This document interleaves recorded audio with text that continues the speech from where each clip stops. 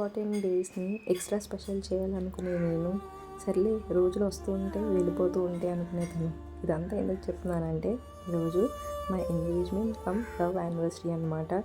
So Feb 11th is extremely very very special.